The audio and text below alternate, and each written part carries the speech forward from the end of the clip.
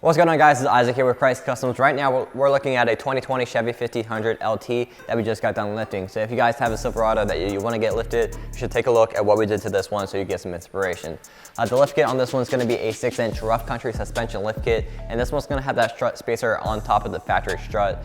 Since this is a 2020, doesn't have many miles on it, so we just go ahead and add that strut spacer to the factory strut. If you do have a vehicle that does have a little bit more miles on it, you can go with the extended strut, which is going to completely replace that factory strut and give some of that ride quality back. However, if you want the best ride quality you can get by rough country, you can go with the Vertex coilovers shocks, which is going to give you, again, the best ride quality.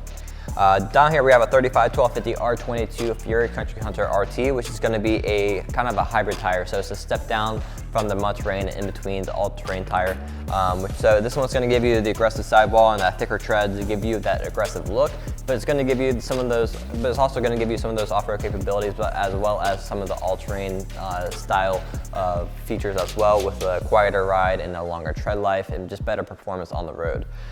You do have a couple different options for a hybrid tire. If you don't want to go with a Fury, you have your Native Ridge Grappler, which is one we highly recommend and use a lot.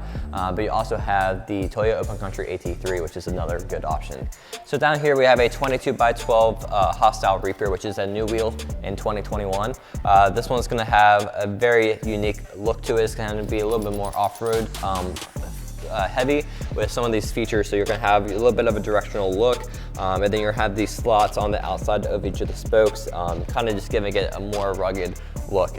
However, with that rugged look, it's also going to have a kind of a clean finish as well, with the around the edge of the wheel and having the nice about 3 and 3.5 inch lip. It's going to give it a flair of a touch of like a clean style, with Hostile just being etched on the outside of that lip.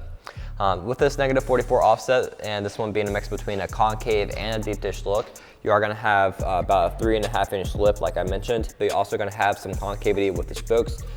As you go back towards the center cap, the spokes do go back a little bit further.